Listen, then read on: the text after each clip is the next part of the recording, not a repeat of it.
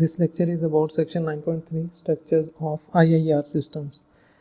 IIR क्या होता है? Infinite impulse response. तो हम लोग अगर कोई एक जनरल सिस्टम देखें तो उसको हम लोग इस डिफरेंस इक्वेशन से रिप्रेजेंट करते हैं, और इस डिफरेंस इक्वेशन में y ऑफ n जो होती है वो आउटपुट होती है, x ऑफ n जो है वो इनपुट थी। तो यहाँ पे हमारे पास किसी भी टाइम पर जो आउटपुट होती है y ऑफ n वो डिपेंड करती है current input and previous inputs plus previous outputs के ऊपर। तो बेसिकली ये जो चीज़ है ये हमारी पास्ट आउटपुट्स हैं। ये हमारे पास एक जेनेरिक फॉर्म होती है। तो फिर हम लोगों ने देखा कि अगर हमारे पास सिस्टम की जो करंट आउटपुट है वो सिर्फ इनपुट्स करंट या प्रीवियस इनपुट्स के ऊपर डिपेंड करे तो हमारे पास ये वाली फॉर्म बन जाती है, और ये जो कॉरिस्पॉन्डिंग हमारे पास सिस्टम बनता था उसको हम लोग कहते थे FIR, या इसको एक दूसरा नेम भी दिया जाता है नॉन रिकर्सिव सिस्टम का। तो ये हमारे पास FIR था। अब अगर हमारे पास, जैसे हमने ये वाला केस देखा है कि यहाँ पे अगर हमारी आउटपुट प्रीवियस आउटपुट्स के ऊपर भी डिपेंड करे तो जो हमारा ये वाला सिस्टम होता है उसको हम लोग कहते हैं IIR। तो ये सिस्टम क्या बन जाएगा? हमारा इनफिनाइट इम्पल्स रिस्पॉन्स सिस्टम बन जाएगा। तो ये एक जेनेरिक एक्सप्रेशन होता है IIR का। सेक्शन 2.5 में हम लोगों ने बेसिकली ये जो इक्वेशन थी ये वाली, इस इक्वेशन की हम लोगों ने टू फॉर्म्स को प्लॉट किया था। तो वही फॉर्म्स, क्योंकि अब ये IIR है तो उसी तरह हम लोग इसकी दोनों वो फॉर्म्स प्लॉट कर सकते हैं। तो उसको हम लोग कहते हैं direct form 1 and direct form 2। Okay, तो ये आप जो हमारा वीडियो लेक्चर था सेक्शन 2.5 से रेलिवेंट, आप काइंडली उसको रिवाइज कर लीजिएगा। तो वो आप देखेंगे तो अब इस चैप्टर के अंदर वो 9.3.1 सेक्शन है। नेक्स्ट हम लोग देखते हैं सेक्शन 9.3.3 कैस्केड फॉर्म स्ट्रक्चर्स। हम लोगों ने FIR में भी देखा है कि कैस्केड फॉर्म स्ट्रक्चर बेसिकली क्या होती है कि आप अपने सिस्टम, जो आपका सिस्टम है उसको सब सिस्टम्स में डिवाइड करते हैं, और हर सब सिस्टम जो होता है उसका मैक्सिमम जो ऑर्डर होता है वो सेकंड ऑर्डर होता है। तो हमने वहाँ पे देखा था कि अगर एक सिस्टम का जो ट्रांसफ़र फंक्शन अगर हम लोग उसको Z ट्रांसफॉर्म में H ऑफ Z से रिप्रेजेंट करें तो बेसिकली हम लोग क्या करते थे कि उसको मल्टीप्लिकेशन H के Z की फॉर्म में रिप्रेजेंट करते थे। तो ग्राफिकली ये बनता है, मीन अगर हमारे पास ये एक पूरा सिस्टम है, ये H ऑफ Z है, तो कैस्केड फॉर्म में रिप्रेजेंट करने के बाद हमारे पास यूँ सब सिस्टम्स आ जाते हैं। ये होता है H1Z, ये होता है H2Z, और ये होता है H3Z। तो ये आपके पास X ऑफ Z आ गया और ये Y ऑफ Z आ गया। तो ये बेसिकली जो ओवरऑल सिस्टम बनता है ये आपका H ऑफ Z के इक्वल होता है। तो ये इसकी ग्राफिकल रिप्रेजेंटेशन है इस इक्वेशन की। सेम यहाँ पे भी हम लोग यही करेंगे कि जो भी हमें सिस्टम गिवन होगा उस सिस्टम का जो ओवरऑल ट्रांसफ़र फंक्शन होगा उसको हम लोग मल्टीप्लिकेशंस की फॉर्म में सब सिस्टम्स के ट्रांसफ़र फंक्शन की फॉर्म में लिख लेंगे। अब HKJ जो है ये जनरली यहाँ पे इस फॉर्म का होगा, BK0 plus BK1Z minus 1 plus BK2Z minus 2 1 plus AK1Z minus 1 plus AK2Z minus 2। अब ये डिफरेंट है FIR सिस्टम के HKZ से। ठीक है, अब क्योंकि उसके अंदर y of n minus k की टर्म्स नहीं थी तो अगर आप सिंप्लीफाई करें दोनों इक्वेशंस को तो आपको इजीली वो हो जाता है कि जी दोनों की ये HKZ क्यों डिफरेंस है। लेकिन हम लोग यहाँ पे डायरेक्टली लिखते हैं कि इसका HKZ जो है वो ये वाला है। अब अगर हम इस HKZ की इक्वेशन को प्लॉट करें तो वो हमारे पास क्या चीज़ बनेगी? हम लोग इसकी ग्राफिकल रिप्रेजेंटेशन देखते हैं। ये वाली HKZ जो है ये हो जाएगी YKZ over XKZ is equal to, ये वाली इक्वेशन एज इट इज़ आ जाएगी। इस इक्वेशन के बाद आप क्रॉस मल्टीप्लाई करें टर्म्स को तो ये आ जाएगी। तो मैंने सिंप्लीफाई करके ये वाली इक्वेशन लिख ली। ये मेरे पास जी ट्रांसफॉर्म में है। अगर मैं इसको टाइम डोमेन में शिफ्ट करूं तो अब जी ट्रांसफॉर्म की एक प्रॉपर्टी होती थी कि अगर सपोज आपके पास एक है वाई के जी, इसका अगर इन्वर्स लें टाइम डोमेन में शिफ्ट करें तो वो आ जाता है वाई के एन। लेकिन अगर आप इसे z-1 से मल्टीप्लाई करें तो बेसिकली यहाँ पे ये क्या हो जाएगा n-1। तो z-1 जो है वो टाइम डोमेन में 1 यूनिट का डिले आ जाता है। इस प्रॉपर्टी को हम लोग यहाँ पे यूज़ करेंगे। तो मैं डायरेक्टली लिख रहा हूँ। फर्स्ट होगा 1 इंटू वाई के जी, तो इसका क्या आ जाएगा वाई के एन प्लस ए के 1 जी, इसके साथ मल्टीप्लाई होगा तो ये हो जाएगा ए के 1, इसका आएगा वाई के n-1 प्लस इसी तरह ए के 2 वाई के n-2 के इक्वल।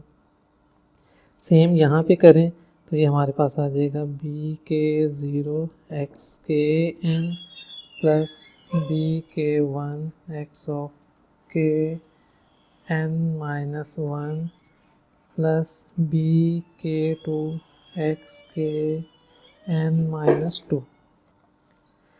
ये हमारे पास इक्वेशन आ गई है। तो इसकी हम लोग ब्लॉक डायग्राम बनाते हैं।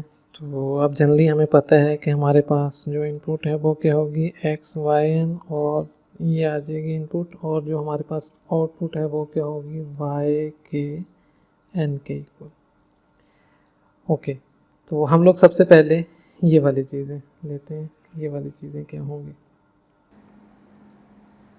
उससे पहले हम लोग क्या करते हैं कि हम लोग इस इक्वेशन को y के n की फॉर्म में लिखते हैं। तो वो हो जाएगी b के 0 x के n प्लस b के 1 x के n-1 प्लस b के 2 x के n-2 माइनस a के 1 y के n-1 माइनस a के 2 y के n-2। अब हम लोग इसको ग्राफिकली रिप्रेजेंट करते हैं।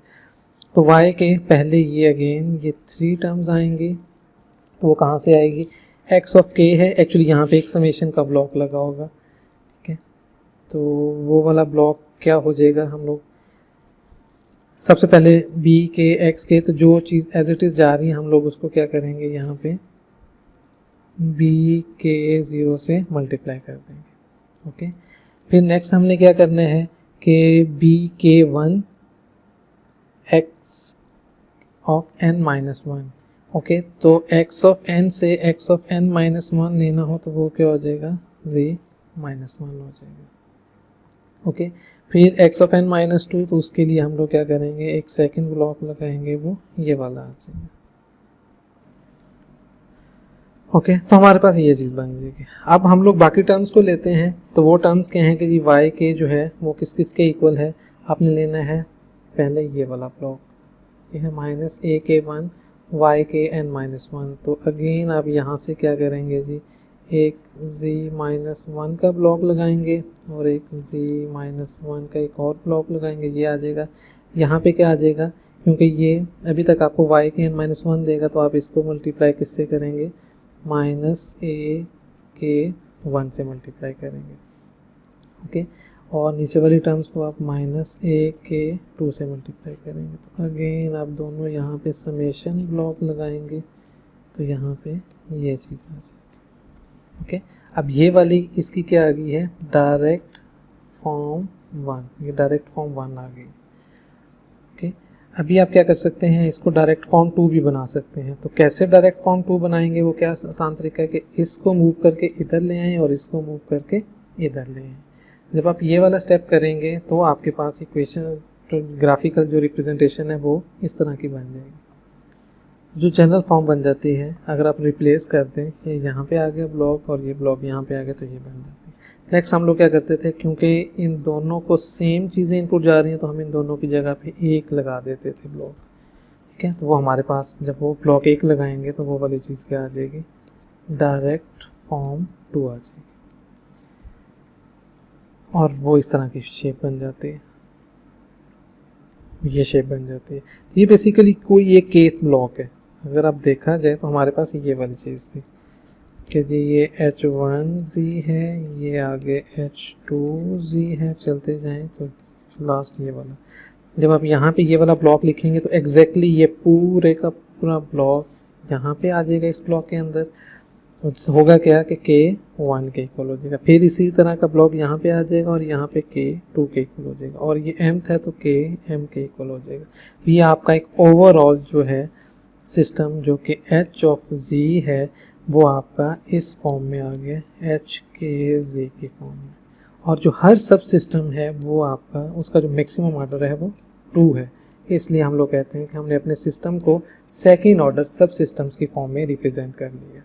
तो आप लोग इस तरह की ग्राफिकल वो रिप्रेजेंटेशन खुद कर लीजिएगा। ओके, तो ये आपके पास क्या बन जाएगा, एक कैस्केडेड सेकेंड ऑर्डर सिस्टम बन जाएगा IIR की फॉर्म। नेक्स्ट है सेक्शन 9.3.4 पैरेलल फॉर्म स्ट्रक्चर।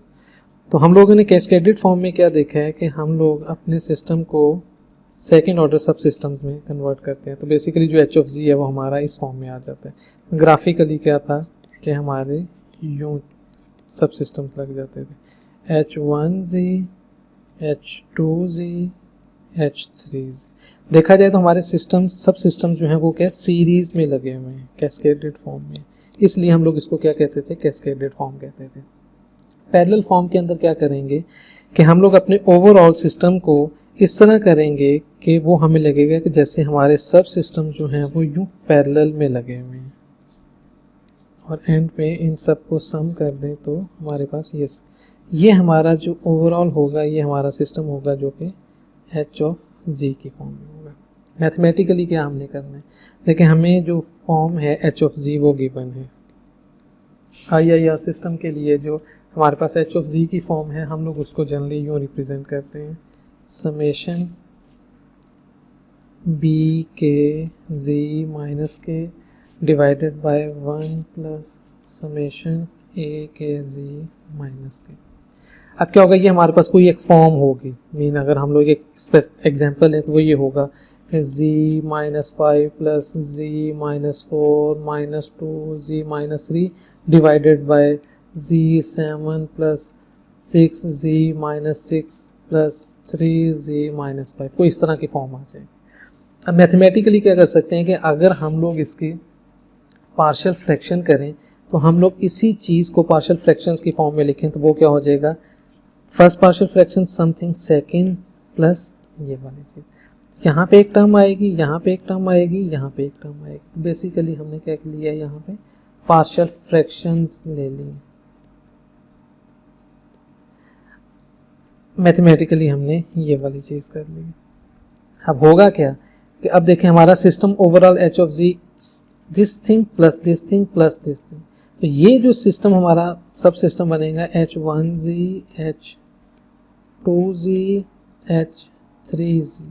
तो अब सम हो रहा है तो हम इनको क्या करेंगे, यूं पैरेलल में लगा लेंगे कि जी यहाँ पे H1Z plus H2Z plus H3Z ये हमारे इस तरह पैरेलल में लगे हैं।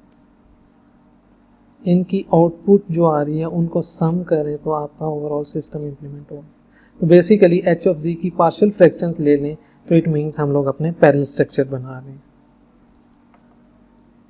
क्योंकि समेशन की फॉर्म में आ रही है तो हमारे पास H ऑफ Z मैथमेटिकली क्या बन जाएगा, समेशन H के Z के इज इक्वल टू 1 टू यहाँ पे सपोज M ले लेते हैं।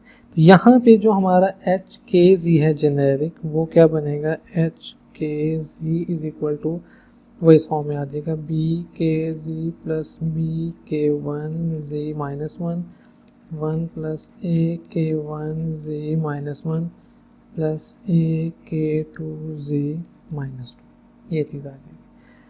अब अगर आप इसको ग्राफिकली प्लॉट करें तो उसकी जो शेप होगी वो हमारे पास एक सब ब्लॉक ही आ जाएगी, फिर आपने उन सब ब्लॉक्स को पैरेलल में कनेक्ट कर देना तो आपके पास ओवरऑल सिस्टम बन जाएगा।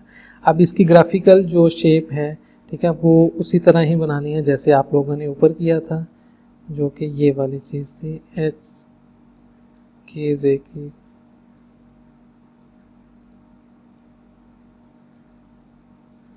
जैसे आप लोग यहाँ से स्टार्ट हुए थे, पहले ये शेप आएगी, फिर उसके बाद आप उसकी ये वाली शेप बनाएंगे और फिर ये वाली शेप बनाएंगे। जब आप ये चीज़ कर लेंगे तो आप इसकी फाइनल जो है इसकी डायरेक्ट फॉर्म 2 जो है वो शेप बना सकते हैं। तो आप इसकी डायरेक्ट फॉर्म 2 की शेप बना लीजिएगा, 1 की पहले बन जाएगी, फिर आप 2 की भी बना लेंगे।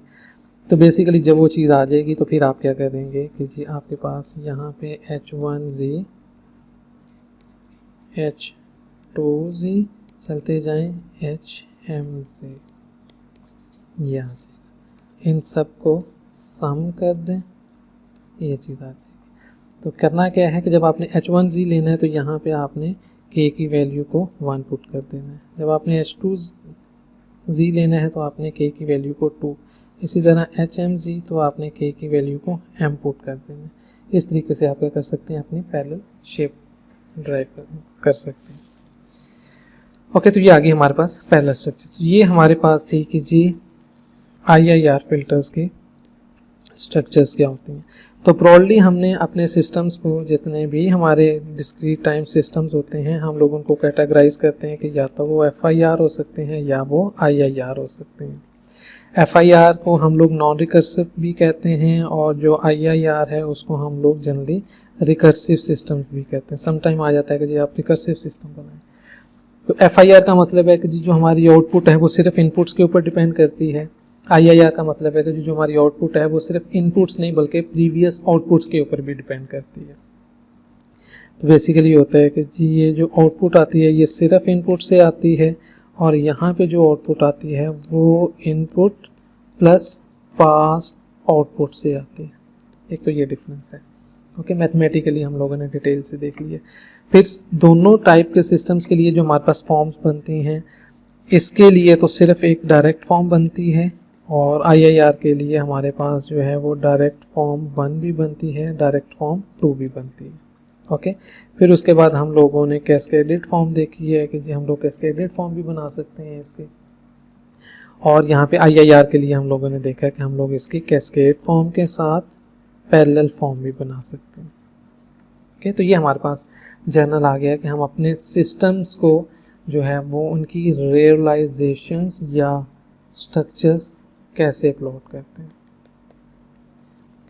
तो जो इसके लिए आपने एग्जाम पॉइंट ऑफ व्यू से करना है वो तो एक आपको Z ट्रांसफॉर्म आनी चाहिए, मोस्टली हम लोग डील करेंगे H(Z) से, ठीक है। उसकी इन्वर्स Z ट्रांसफॉर्म आनी चाहिए, ठीक है। और जब हम लोग Z ट्रांसफॉर्म देखते हैं तो वहाँ पे हमें पता है कि हमें क्या करना पड़ता है, पार्शियल फ्रैक्शंस वगैरह करनी पड़ती हैं। तो उनको काइंडली रिवाइज कर लीजिएगा क्वेश्चन सॉल्व करने के पॉइंट ऑफ व्यू से।